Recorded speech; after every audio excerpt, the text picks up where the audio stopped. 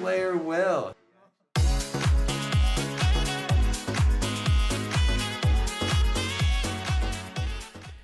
Welcome back, Visions fans. Ready Player Will here. Today it's the Oberon, the Auspicious character review, the brand new unit released to Global today with all new information now that we've finally seen the kit. And yes, I've already built him, I've already done some testing, and I have a decent handle on how I'll be evaluating him. I even already have video reviews that I'll be showing at the end of this.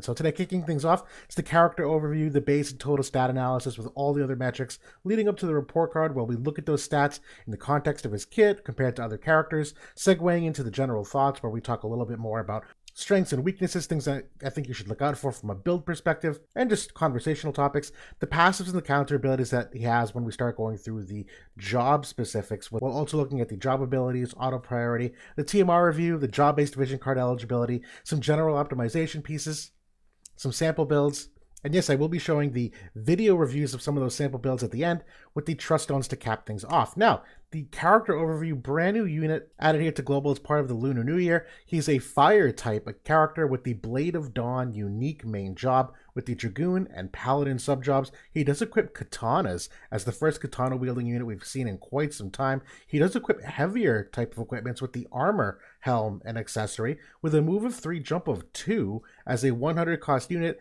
with definitely a 50 faith recommendation. I don't think you need to go higher than that. Now, the main job that he has a maximum range of 5 squares away at the top of a diamond AoE. He's got 2 AoE abilities, 2 single target abilities, and from a resistance standpoint, 20% positive to both slash and magic. That's his real bread and butter niche on what he shuts down. He's 5% to missile, neutral at 0% to pierce, and minus 10% to strike. I will be circling back on that. That is a fairly significant weakness that I think we need to consider. Now, I'm not terribly worried about status ailments being a 50 faith character, but he's got 50% to sleep. You love to see that with Helena the Black Rose and all these other units with the sleep ailment nowadays. 50% to immobilize and 10% to paralyze. For the mastery ability, they gave him only 15 AoE res. They went a little bit light on the MA2 here. The dream ability is 20% attack.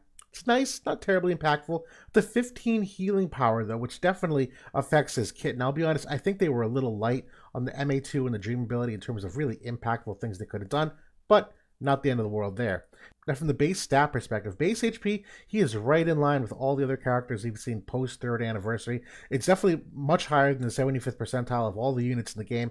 Definitely in a higher tier of where most units end up. Starting off in a good spot, he's definitely a bigger bruiser, brawler type unit.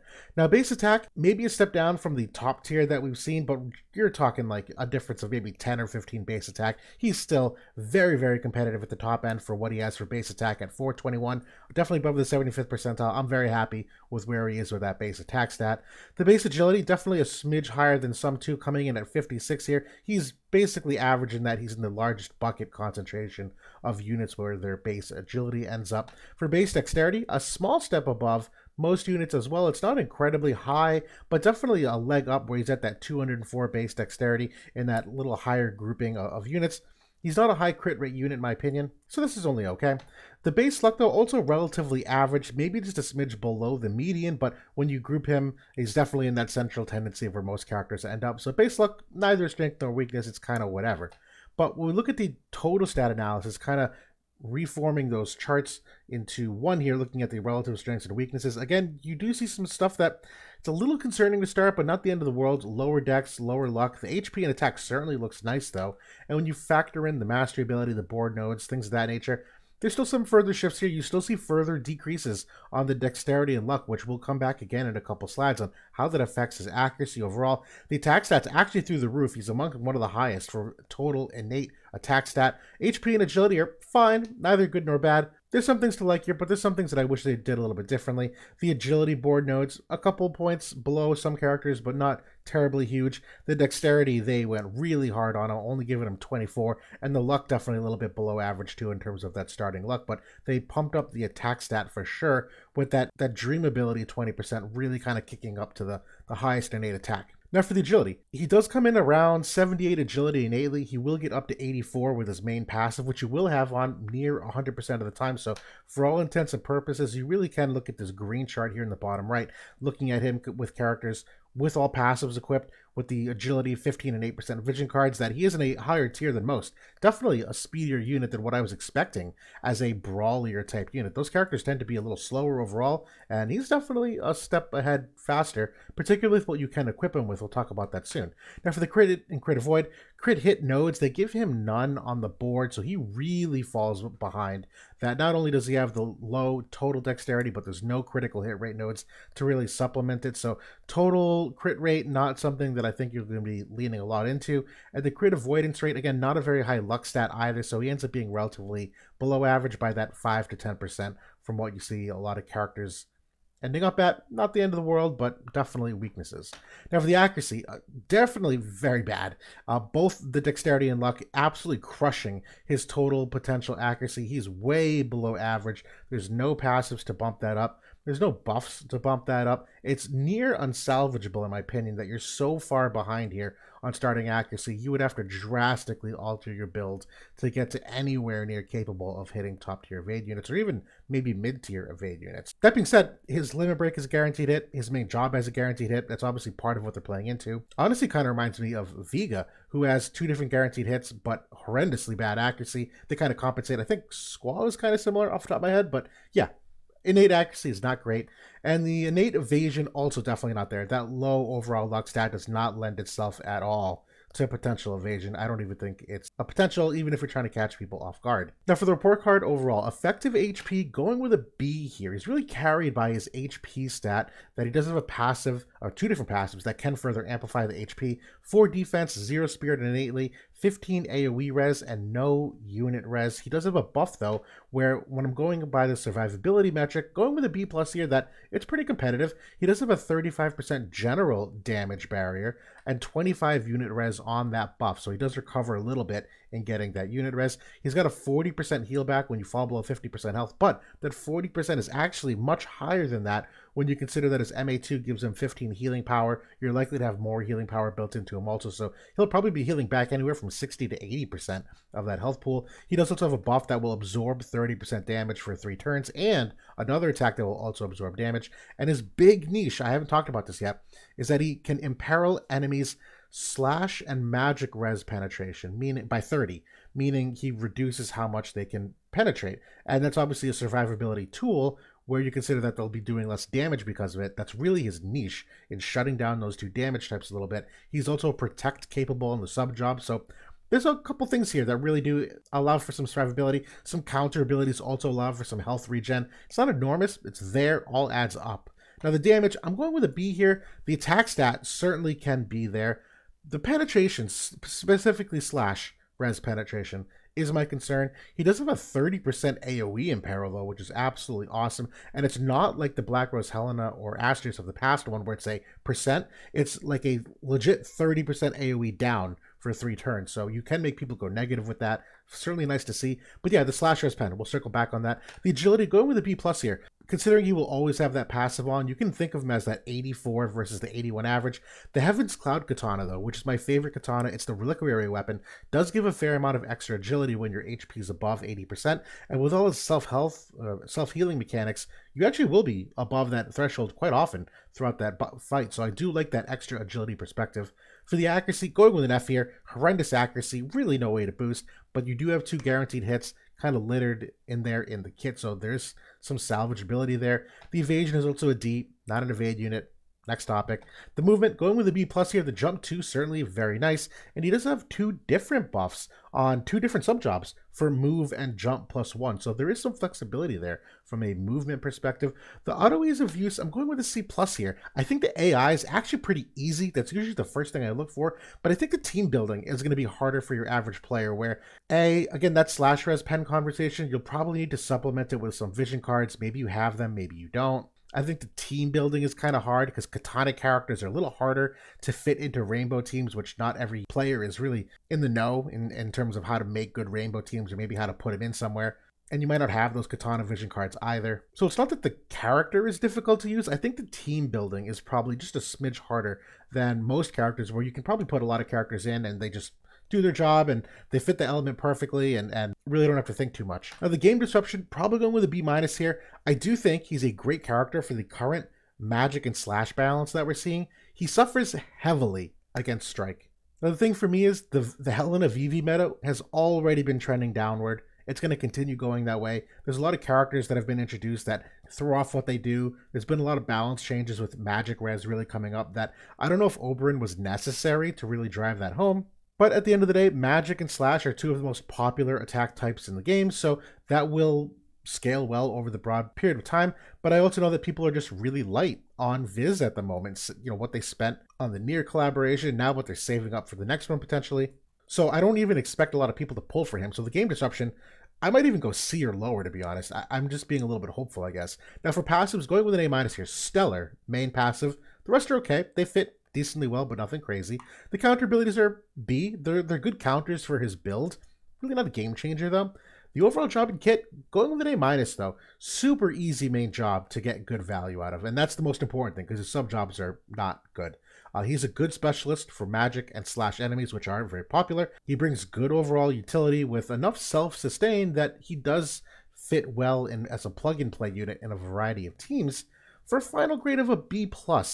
Now, I do think he's a top-tier consideration against those magic and slash teams, but he's very boomer bust on the fact that he does not do well against Pierce and Strike innately. The replays I have is a very standard mono fire team that's really not like meta tuned for anything. It's very generic in terms of its build, and you'll see it excels versus the Helena Vivi team, and I take it against a 2-piece strike team and gets positively demolished and raffle stomped, not even remotely competitive. So when a character is that boom or bust in two different types of areas, I think of Winter Wrath as a similar thing.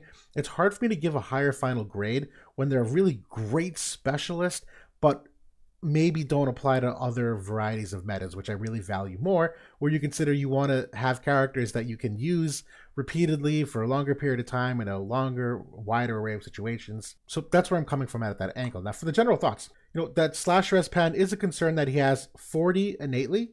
You can get 10 on a Truststone passive. There is a katana option that has 20, so you can get up to that 60 with that Kelsod, the katana option. Now, katana vision cards do have 2 slash res pen vision cards, which hopefully you have. One of them is limited, though, with the Silger vision card. The other one is the one with the dark res on it. And Fire has none for slash res pen, so this is one that I'm really looking out for. It's not impossible to build for. It's very viable, but takes a little bit of thought, so I want to bring some attention to it. Now, the main buff is also kind of subpar. You'll see that it's 25 unit res, and it's the general barrier of 35%. It's not bad, but for a teammate buff, we were used to characters getting like 3 or 4 different things on it. This isn't one of them, so I think you could explore some TMR options. I also do think he's got good TMR capability because he's got a shorter than average range than many, and how it's also kind of like diamond oriented, but yeah, worth mentioning. We'll see that soon. I really do think he'll shine once Dario comes out, that tank that's also a katana unit, that's a wind unit. So not only do you have the fire wind synergies, you have a mainstay tank character that you can have 2 katana units and bring a third in, because right now there's really not a lot of other katana units that pair well. So I think he's kind of early in that regard. And on that note, the katana vision cards are pretty widespread. There's actually a lot of them that touch a lot of different attributes, but the core ones that you look for to really team build are missing at the moment. They might come. We're kind of seeing Katana and Sword Warrior ramp up in their vision card releases, and obviously need to see Dario's impact on Global in about a month or so. Also, he's a genuinely solid character. Probably not a must pull for many, but he definitely counters Vivi Lena, or Helena Vivi, as I name it. And he does counter like A2 and the Greatsword teams, who are very slash heavy. They do have a strength of slash res pen, which he can neutralize a little bit. Obviously has some of that elemental advantage. So 2 of the more up and coming teams he does very well against, but incredibly badly against the rise in 2P teams. Now, absolutely must focus on adding reaction block rate as well, where there's a lot of characters in the game that have counter abilities that with very high proc rates that will reduce slash damage. You can do it. He's got none innately, but there's 2 great newer Espers, Dark Ifrit and the Highlander Dragon. You can go for Truststone passives of the 20 reaction block rate. Vision cards certainly have it as well, so I'll show that in the sample builds. For now, he does seemingly synergize best with fire and wind. I think it's very hard to build katana teams or outside of katana teams. The defense pen, just on a final note here, for penetrations is fine. 40 innately, 40 on another 120 ability for 3 turns, 10 from a Truststone passive. There's the Dark Ifrit Fire Vision card, which will get him to 100 if it's in a sub slot. TMRs have defense pen potential. Hyo, who's a fire unit, has a defense pen buff. So I'm really not concerned about the defense pen access. You can get that pretty reliably from a variety of sources. And just looking at that slash and magic res, he's got 20% innately. You could get 8% from his weapon on both, which I don't love, but it's there. We'll talk about that later. Could get 12% on both from a passive ability. Really judgment call on that. His follow-up ability adds 25% to an ally first, but if the ally already has the buff, he'll actually apply it on himself. So you could apply 25% extra in that mechanic. You could get roughly 20% from another Esper, not including a Vision card. So you can get up to some decently high resistance levels that when you consider you reduce the enemy's penetration, you'll retain a lot of that damage mitigation, which is certainly part of his niche. Now for the passive abilities. Soaring Fervor is the best one. It's the agility, the defense pen, 40 slash res pen, 25% decrease AP consumption, always on. My personal second favorite is the Dragoon Lore for that extra 20 healing power. That gets them up to 35, 45 with the Truststone passive, 55, or 50 is the cap, but 50 with the defense or spirit set bonus. You could go for Tidings of the Fortuitous to really lean in to that damage mitigation, but I just think I prefer the healing power considering how much he can self-heal. The counter abilities, Blessed Dragon's Blade is the one that they gave him. I might prefer Dragon's Blade, to be honest, though. This one works similar to Eld, where it regens a portion of the damage that's done to you, if I recall. I need to brush up on it, but I know it's somewhat impactful, but it's not overpowering. It's just a lower proc rate and slightly more difficult in its range. So I think either of these are okay. It's just nice that Blessed Dragon's Blade is also a damaging ability as well. I've stuck with this one for now. Now the main job buffs. The teammate buff is that 35% general barrier, the 25 unit res. Again, it's okay. It's not horrendously bad, just a little below average for what many new units get. The Draconian Meridian is really a great skill here, though. I would prefer to always make sure you get this one off. That's the HP recovery when he falls below 50%. And it says here that you can absorb 30% of the damage done for 3 turns. That's going to be higher, though. It's going to be 39% because of the healing power innately. Could be 51% with that Dragoon passive, 57% if you add a Truststone passive, and upwards of 60% with the defense and spirit set bonus. It's also a 5% AP restore, so he's got a lot of good AP management things here, where not only does he have the decreased AP consumption of 25, but a 5% auto restore. I love this second buff here. Now for the main job offensive, I have 4 different slash type attacks here, 2 AoEs, 2 unit resistance ones. The numbers you see that are italicized here underneath the regular AP numbers are his true reduced cost because of the passive, that they're all 25% less. Again, the furthest range here is Blessed Dragon's Blitz, and I'll go through these individually. Blade Caller is one where he will cast a regular slash attack, but there is a follow-up associated with it for just that attack. That'll be a follow-up ability. Certainly nice for courage counter if some enemy is one hit. The Blessed Dragon's Blitz is the best ability here. That's the 30 AoE debuff. It's not a percent, it's a flat 30 reduction. Dispels all debuffs to himself. It's a double hit. It will reduce the enemy's penetration on slash and magic by 30% for 3 turns, and will buff an ally's slash and magic res by 25%. And if they already have the buff, he will apply it to himself. Now, Unerring Rend, this is the guaranteed hit. It's a 60% slash crush, meaning it won't bring an enemy negative. It'll just take their slash res, reduce it by 60%. Certainly nice. I like that it's a guaranteed hit. That's the first that we've seen of it. Very cheap for 15 AP, quite honestly. And the Decimation is the other AoE here. It's the Dispel of Protect. It's the defense pen increase and another 30% damage absorption in addition to what the buff already gives him. So I like what he has here for versatility in the main job in terms of the cross-shaped AoE, the diamond AoE. There's some utility. There's 2 different kinds of imperils. There's a follow-up attack. The AP cost is pretty decent. I like a lot of this. And for the limit break, this is another great one as a diamond shape. It's only 44 AP. It's another guaranteed hit. It's a general dispel for everyone in there. I think it's a really good limit break. Just leave it at that. Now for the sub-jobs, this is where things kind of fall off. Crimson Cutter is okay. It's a double hit. Decreased agility. I'm not in love with this. Spring Banner is certainly okay from the move +1 perspective. He's already got the jump 2. He might not need more than that. But the Dragoon sub-job also has Dragon Standard, which is the same buff of the move jump 1. I like the Dragon Skin buff here, though. I've been using this today. You'll see it. It's the 42% attack buff. It's Protect. It's 25 crit rate. And it's the 100% reaction block rate, which I was mentioning before. There's none innately. So the fact you can get this buff off and get 100 for 3 turns, I like that. You still want to add in reaction block rate, but this is certainly a good one. I just don't like the abilities on here. I really just think it's for the buffs. And the Paladin sub-job, Nothing really here I like. Immortal Spirit, I don't like that as a buff. Courage is easily dispellable. I don't like wasting a whole turn on it. It's not the worst. If you have nothing else, you could use it, but the TMR is certainly a better option. I think that's why I mentioned that in the general thoughts. And that's really it. I mean, maybe Taunting Blade if you want him to be a pseudo tank, because he does kind of have that bulk against that damage type, but that is a real reach. Now for the TMR review, this TMR is not a bad TMR. A lot of different stats on it. None of them that I really love. I like to see agility. The accuracy is okay, but a little bit less than some others. The ability is a teammate buff. It's a decreased AP consumption of 25% for him and allies. Certainly very nice. Also restores AP of 10 for himself and allies. So you kind of get both ends there for AP efficiency, and 25 human killer for physical attacks. Very, very good for follow-up attacks, where he's got 1 on that main job. Obviously, there's other characters that utilize follow-up attacks, but really just in general, 25 human killer is certainly nice too. Now for the job-based vision cards, currently, there's really only 2 synergies that I see. One of them is Staff Black Mage, where you have the Vivi card, or Meeting in the Moonlight.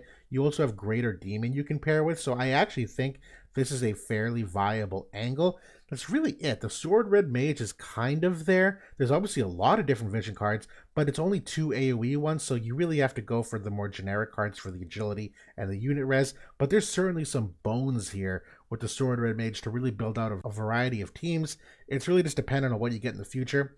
The other ones are okay. But I mentioned before, there's really not enough agility or unit-oriented cards here to really build the core of a good team. But I think Staff Black Mage is probably your best bet. Now for the general optimization, Heaven's Cloud is my favorite katana. That's the reliquary weapon. It's 5% human res. It's agility up for as long as you're above 80% health. That's definitely my favorite. His sword, it's subpar. It's got the 15 accuracy, but that's not nearly enough to get him where he needs to be. The 8% slash and magic res is very outdated. I wish that was higher, to be honest. The Kelsod is probably my second favorite because of the slash res pen. But even then, I think you're fine with the Truststone passive and Heaven's Cloud. I think that's the best bet. For the other equips, this is very standard for what you might normally have on most units. I personally like the Alex Ring. The Pod 153 is a good one too for the unit res. I really should have that listed here too, but I think the Alex Ring is nice just for the all element res, but the Maximilian Armor definitely too for the just general damage mitigations and the debuff weakening. Absolutely a favorite. The Espers, I think you have a good variety. The thing with a bulkier, brawlier unit like this is that you typically want your Espers to be matchup specific to whatever you're trying to sustain against. I mean, for me, I obviously think the general DPS Espers are great. Dark Odin, Bahamut, Odin. I like Dark Ifrit here for the fire attack and the reaction block rate specifically, not the evasion nodes, before the rest of the board has.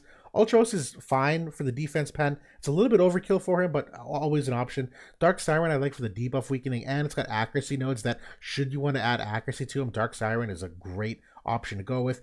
Voltis, kind of the same idea. You get the bulk of the magic res and the reduced magic damage, so this is really the best anti-magic Esper for him. But I have Phoenix here as a very honorable mention, because Phoenix does have strike resistance, defense, and fire attack, which I do think are all necessary board nodes if you're trying to at least get some strike res on him, which we'll see soon. And the TMRs, very standard ones. I do think haste is a good option for him, but you can make the case for a lot of these in terms of what would be best for you and your team.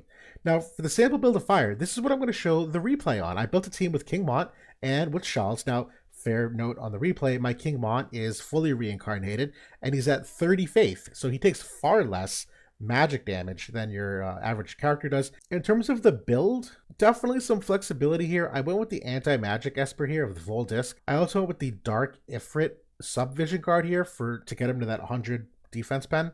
There's also some Pierce Res on it, which technically overlaps with the Final Fantasy XIV card that's on Shawls. So this is not fully optimized, but this card does give Shawls a fair amount of good magic. It's also 25% attack for the rest of the team. I have the Brachiosaur subvision card here for Mop, but you could easily put any other agility card here. I just have it here for the extra unit res for their bulk. For equips, I have the Alex Ring, I have the Heaven's Katana, I have the Dialdo TMR because I'm using a Spirit set. The passives are the ones I identified earlier. This is one of the unique situations where I'm comfortable putting a weapon type resistance on a Truststone. You'll notice on the left side here, I do have Strike Res and Pierce Res. I don't normally recommend that, but those are two impenetrable types of resistances that being negative to strike and being 0 to pierce, adding a little bit isn't the end of the world. But you could easily go for Ice Res or Stun Res or Lightning Res or whatever you want else instead. Now I do have agility on him as well. These passives on the right side I probably would, in this build, actually swap out the dexterity for the slash res pen of 10, because I think he's a little bit low. We'll see that in a second, because when we go through the general stats, about 10,700 HP or so, 10 defense, 26 spirit, almost 1,700 attack, 123 agility because of that katana. Very, very fast start that fight.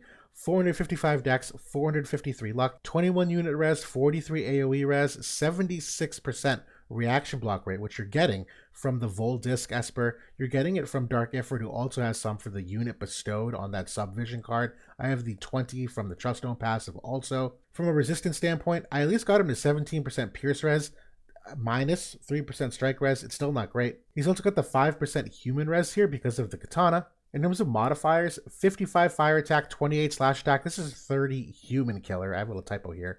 So modifiers are a little below average, but nothing too crazy. 62 defense pen, but that'll hit over 100 once he uses the 120 ability. And only 40 slash res pen, which is definitely below average for what I'm comfortable with. I would like to increase that if I can. But stat-wise, pretty well-rounded. But again, this team is really not primed for any kind of top-tier evade. Even with his guaranteed hits, I wouldn't, rely on it, but we're going to watch a replay here. So this video starts like 1 second late. Oberon moves toward Mont to use that teammate buff with the barrier, and we're going to watch how it plays out. You'll see very quickly just how little damage they end up taking overall, but you're getting that unit res in the barrier. Vivi's going to move here and protect Helena. She's going to move toward Raph. That's the damage reduction mechanic. Shao's going to come here and use Courage on Mont. Raph's going to move forward. She's channeling her spell. I have Mont using Mercy's Grace here for the all-element res to start the fight. That's the self-buff for Oberon. Mont has a ton of hate now after that second buff. And this Vivi Helena team is going to have all their buffs online also. Shao's is able to get the dark res here. That's the most important part with the AP consumption down also. You can see that Oberon's kind of moving ahead of Mont here, but that's the Dragoon buff you're seeing. That's the Protect and the Reduce Counter Chance and the Attack buff.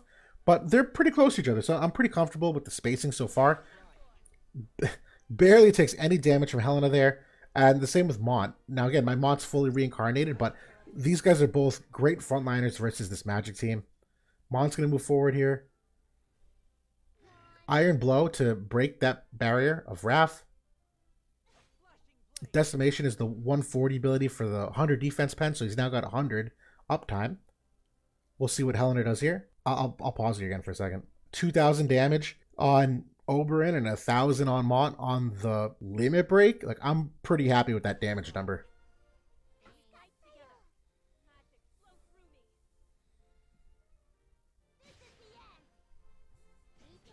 Mont, again, 30 faith, so taking damage like a champ. Shell's hanging back because of that buff, unfortunately, but you'll see the enemies grouped up nicely now.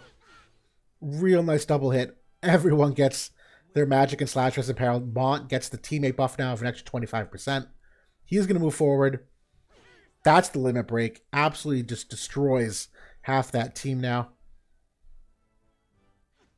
And this is pretty cut and dry at this point, but you can see how effective even a tank like Mont, who's not historically a strong magic tank, can do well. Does take a lot of damage there because of a typeless attack, but self-heal brings it right back. Here's Oberon coming up again. Heals himself to full with that regen. That's the double hit again to further reapply that imperil of the magic res pen. Helena's out for the fight. 910 damage versus Oberon. Now Spinning Slash being used because they have an AoE imperil, so the Mont is opting for that. We're getting a reapplication here of that dark res, so there's literally no risk of anything bad happening. Let's see what Oberon does next here. Same double hit. Good damage. Takes him out. Vivi's going to re-raise. Almost done here. At that, I want to pause. His follow-up, because Mont already has it applied, Oberon actually applies it to himself, which I didn't think was clear from the wording on WOTV Calc, but obviously great buff mid-fight after he applies it to a teammate. Esper comes out, and now it's just a matter of time, and we're going to finish this off, but I'll pause here. You can obviously see they do exceptionally well. Now, again, this is not necessarily a heavily reincarnated Helena Vivi team, but I would venture to guess that even with some more reincarnations into that team, This fire team is really not getting a dent put into them. It was not even remotely competitive in terms of ever potentially losing that fight. But alternatively, I do want to show you a fight versus Strike. This is the same exact team. And again, if you go back to the build, it's not like I'm heavily anti-magic or heavily anti-strike or heavily anti-anything. It's a pretty well-rounded generic fire team. So you can obviously see the huge upside results of the Helena Vivi team. We're going to watch the other end of the spectrum now. So same opening buff rotation. This is a 2P, Alaya, and Perrine team. Obviously, Perrine is immediately a red flag for a threat here. 2P is really the decimator, though, as you'll see. So enemy team is going to move toward Perrine.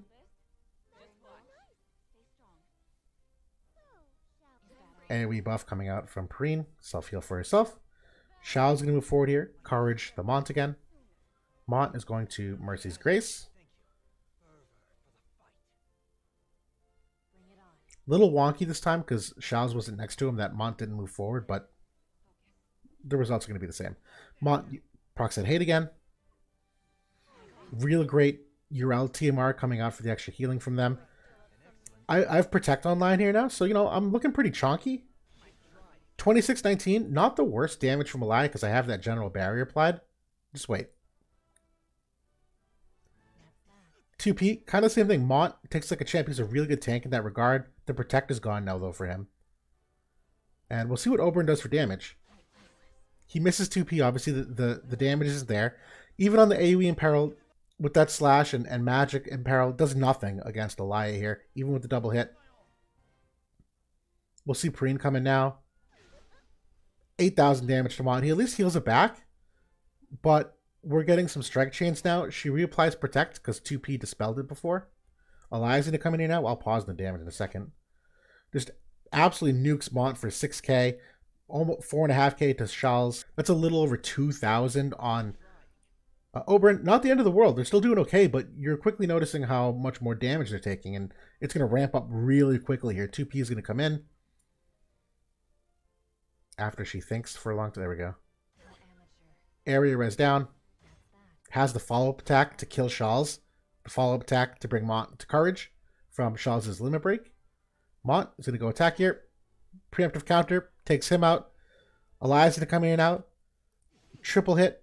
That's 4,500 damage on Oberon. So he's still like lasting decently okay, but they're obviously building up a lot of chains. He's got that huge self-heal for almost 9,000 to bring him back to full. 5,200 against Lies, okay. Perrine's going to come here now. Destroyed. 7,700 with the unit res down. And he's got no unit res innately. It's only on that buff. At least here comes an Esper from 2P because she can't reach him. But the follow-up attack, because of the lack of unit res, that follow-up attack on him, hitting for 3,600. So again, I just wanted to highlight that. The real highs and the real lows of what you can expect. That's why I give him a B+, because it's really hard to be that good of a specialist and then that bad against a more popular team that's certainly on the rise. And I'm only throwing this up here for an example. I really don't like this team, all things considered. It's a red mage team that's oriented around Summer Glaciella, who can decrease enemy defense pen, so it'll go real nice with his slash res pen down. Will hopefully help him in that strike matchup where I figure maybe you can take this team into strike. You obviously have Sylvie here for just some of that sustain and extra slash damage. I switched a couple things up here, but certainly some flexibility. I went with the Phoenix Esper instead. I went with the Kelsod sword. Stat-wise, it's decently close. 10k HP, a little bit more, and that's basically the same. Definitely more defense here, up to 39. The attack stat drops about 300 points down to 1,400. Agility does too, because taking off the Heaven's Cloud Katana down to 111. The luck is just absolutely in the toilet for how bad this luck stat is.